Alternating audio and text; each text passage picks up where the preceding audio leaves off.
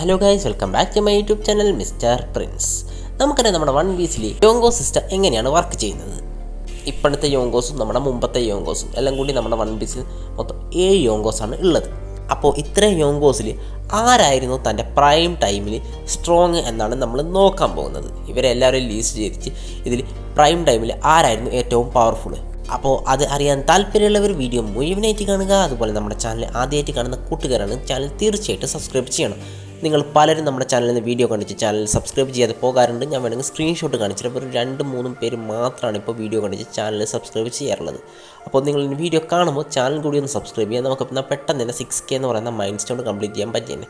അപ്പോൾ ഞാനധികം പറഞ്ഞു വെറുപ്പിക്കുന്നില്ല, നമുക്ക് നേരിട്ട് വീഡിയോയിലേക്ക് പോകാം. ഈ ലിസ്റ്റിൽ 7ാം സ്ഥാനത്ത് വരുന്നത് മറ്റാരുമല്ല, നമ്മുടെ ക്യാപ്റ്റൻ ബഗ്ഗിയാണ്. നമുക്കറിയാം ബഗ്ഗി വളരെ വീക്കായിട്ടുള്ളൊരു ക്യാരക്ടറാണ്.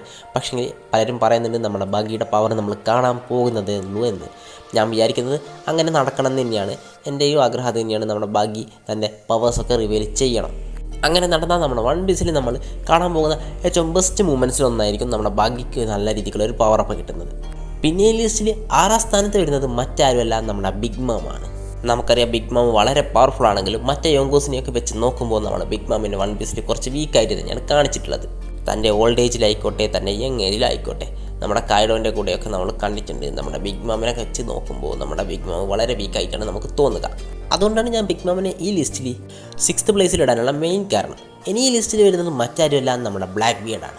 നമുക്കറിയാം ബ്ലാക്ക് ബിയർഡ് തൻ്റെ പ്രൈമിൽ ഇതുവരെ എത്തിയിട്ടില്ല, ഒരു ഡെവിൽ ഫ്രൂട്ട് കൂടി കഴിക്കുമെന്ന്. അപ്പോൾ അത് വെച്ച് നോക്കുമ്പോൾ നമ്മുടെ ബ്ലാക്ക് ബിയർഡിന് ഇനിയും ഒരുപാട് പോകാനുണ്ട്. പക്ഷേ ഇപ്പോഴത്തെ സിറ്റുവേഷൻ നോക്കും നമ്മുടെ ബ്ലാക്ക് ബിയർഡിന് നമുക്ക് ഈ ലിസ്റ്റിൽ ഈ സ്ഥാനത്ത് മാത്രമേ കൊടുക്കാൻ പറ്റൂ. ഇനി നമ്മുടെ 4th പ്ലേസിൽ വരുന്നത് മറ്റാരുമില്ല, നമ്മുടെ മങ്കി ഡി ലൂഫി. നമുക്കറിയാം ലൂഫി ഇതുവരെ തൻ്റെ പ്രൈം ടൈമിൽ എത്തിയിട്ടില്ല. വെറും 19 വയസ്സ് മാത്രമേ നമ്മുടെ ലൂഫിക്ക് ആയിട്ടുള്ളൂ തൻ്റെ പ്രൈം ടൈമിലേക്ക് പോകാം. ഒരുപാട് ടൈം നമ്മുടെ ലൂഫിക്ക് ബാക്കിയുണ്ട്. പക്ഷേ നമ്മൾ ഇപ്പോഴത്തെ ലൂഫിനെ നമുക്ക് കമ്പയർ ചെയ്യാൻ പറ്റൂ. എന്താണെന്ന് വെച്ചാൽ നമ്മൾ ലൂഫിയുടെ പ്രൈം ഇതുവരെ കണ്ടിട്ടില്ല. കാണുമ്പോൾ വേണമെങ്കിൽ നമ്മുടെ ലൂഫി ഇവരെയൊക്കെ സർപ്പാസ് ചെയ്ത് വേണമെങ്കിൽ 1ാം സ്ഥാനത്ത് വരെ എത്തിയേക്കാം. പക്ഷേ നമ്മളിപ്പം നോക്കുന്നത് നമ്മുടെ ഇപ്പോഴത്തെ ലൂഫിനെ മാത്രമാണ്. എന്താണെന്ന് വെച്ചാൽ നമ്മുടെ ലൂഫിയുടെ പ്രൈം ഇതുവരെ കഴിഞ്ഞിട്ടില്ലല്ലോ. അപ്പോൾ നമുക്ക് ഇത് നമ്മുടെ ലൂഫിയുടെ പ്രൈമായിട്ട് കാണാനേ ഇപ്പം പറ്റുകയുള്ളൂ. അതുകൊണ്ട് തന്നെ ഈ ലിസ്റ്റിൽ 4ാം സ്ഥാനത്താണ് നമ്മുടെ ലൂഫി വരുന്നത്. ഇനി ഈ ലിസ്റ്റിൽ 3ാമത് വരുന്നത് ആരാണെന്ന് ചോദിച്ചാൽ ഒച്ചിട്ടത്രേ ഉള്ളൂ, അത് നമ്മുടെ കായ്ഡോ ആണ്. ഇപ്പോൾ നിങ്ങൾ വിചാരിക്കും കായ്ഡോനെ നമ്മുടെ ലൂഫി ഡിഫീറ്റ് ചെയ്തതല്ലേ എന്ന്. പക്ഷേങ്കിൽ അവിടെ എന്താണെന്ന് നടന്നതെന്ന് നമുക്ക് എല്ലാവർക്കും ഒരു കായ്ഡോ നമ്മുടെ റൂഫ് ടോപ്പ് ഫൈറ്റ് ചെയ്തത് 19 പേരും അങ്ങനെയായിട്ടാണ്. അപ്പോൾ നിങ്ങൾ ആലോചിച്ച് നോക്ക്, കായ്ഡോ 1v1 ആണ് നമ്മളെ ലൂഫിയായിട്ട് ഫൈറ്റ് ചെയ്തതെങ്കിൽ നമ്മുടെ ലൂഫിനെ കായ്ഡോ തീർച്ചയായിട്ടും ഡിഫീറ്റ് ചെയ്തതന്നെ. ഈ കാര്യത്തിൽ പലർക്കും പല അഭിപ്രായമായിരിക്കും. ഞാൻ എൻ്റെ അഭിപ്രായമാണ് പറഞ്ഞത്. കായ്ഡോ നമ്മുടെ ലൂഫി ഇപ്പോൾ 1v1 ഫൈറ്റ് ചെയ്യുകയാണെങ്കിൽ തീർച്ചയായിട്ടും കായ്ഡോ തന്നെ വിജയിക്കുന്നതായിരിക്കും. ഇനിയിപ്പോൾ നമ്മൾ കണ്ടത് നമ്മുടെ കായ്ഡോൻ്റെ പ്രൈം ആണെന്ന് കൂടി നമുക്കറിയില്ല. കായ്ഡോന് ആ ടൈമിൽ നല്ല വയസ്സുണ്ടായിരുന്നു. ഇനിയിപ്പോൾ അത് പ്രൈം അല്ലെങ്കിൽ നമ്മുടെ കായ്ഡോൻ്റെ പ്രൈം ടൈം കുറച്ചുകൂടെ പിന്നോട്ടാവാനും ചാൻസ് ഉണ്ട്.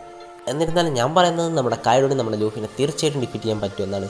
അപ്പോൾ ഈ ലിസ്റ്റിൽ ഞാൻ കായ്ഡോനെ 3ാം സ്ഥാനത്ത് കൊടുക്കാനുള്ള കാരണവും അത് തന്നെയാണ്. ഇനി ഈ ലിസ്റ്റിൽ 2ാമത് വരുന്നത് മറ്റാരുമല്ല, നമ്മുടെ അക്കാഗാമിനോ ഷാങ്ക്സ്. നമുക്കറിയാം നമ്മുടെ ഷാങ്ക്സ് എത്രമാത്രം പവർഫുൾ ആണെന്ന്. മറീൻ ഫുഡിലേക്ക് പോയിക്കൊണ്ടിരുന്ന കായ്ഡോനെ സ്റ്റോപ്പ് ചെയ്തു. അതുപോലെ തന്നെ നമ്മുടെ വാനോയിലേക്ക് പോയിക്കൊണ്ടിരുന്ന ഒരു അഡ്മിറലിനെ എത്രയോ ദൂരെ നിന്ന് തൻ്റെ ഹാക്കി മാത്രം ഉപയോഗിച്ച് സ്റ്റോപ്പ് ചെയ്തു. നമ്മുടെ ക്യാപ്റ്റൻ കിഡിനെ 1 ഷോട്ട് ഇടിച്ചു. ഇതുപോലത്തെ വലിയ വലിയ ഫീറ്റ്സ് മാത്രമാണ് നമ്മൾ നോക്കുകയാണെങ്കിൽ നമ്മുടെ ഷാങ്ക്സിനുള്ളത്. അതുകൊണ്ട് തന്നെ നമ്മുടെ ഷാങ്ക്സ് നമ്മുടെ ഈ ലിസ്റ്റിൽ തീർച്ചയായിട്ടും 2ാം സ്ഥാനം ഡിസർവ് ചെയ്യുന്നുണ്ട്. നമുക്കറിയാം നമ്മുടെ ഷാങ്ക്സിൻ്റെ ഹാക്കി ജോയ് ബോയ് ആയിട്ട് വരെ കമ്പയർ ചെയ്യാറുണ്ട്. അപ്പോൾ ഈ ലിസ്റ്റിൽ 2ാം സ്ഥാനം തന്നെ നമ്മൾ ഷാങ്ക്സിന് കൊടുക്കാതെ പറ്റില്ല.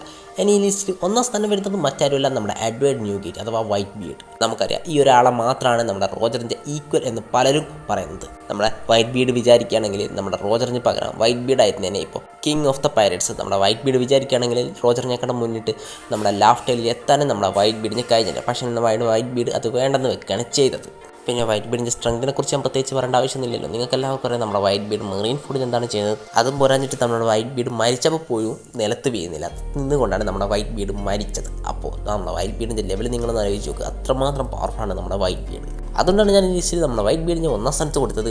അപ്പോൾ ഇതിൽ ആർക്കൊരു എതിർപ്പ് ഉണ്ടാവുന്നില്ലെന്നാണ് എനിക്ക് തോന്നുന്നത്. നമ്മുടെ വൈറ്റ് ബീഡ് എങ്ങനെയായാലും 1ാം സ്ഥാനം ഡിസർവ് ചെയ്യുക തന്നെ ചെയ്യുന്നുണ്ട്. അപ്പോൾ ഈ ഒരു വീഡിയോനെ കുറിച്ച് നിങ്ങളുടെ അഭിപ്രായത്തായി കമൻറ്റ് ചെയ്തറിയിക്കുക. അതുപോലെ തന്നെ നമ്മുടെ വീഡിയോ ഇഷ്ടപ്പെട്ടിട്ടുണ്ടെങ്കിൽ നമ്മുടെ ചാനൽ സബ്സ്ക്രൈബ് ചെയ്യുക. പിന്നെ വീഡിയോ ഹെൽപ്പ് ചെയ്യുക.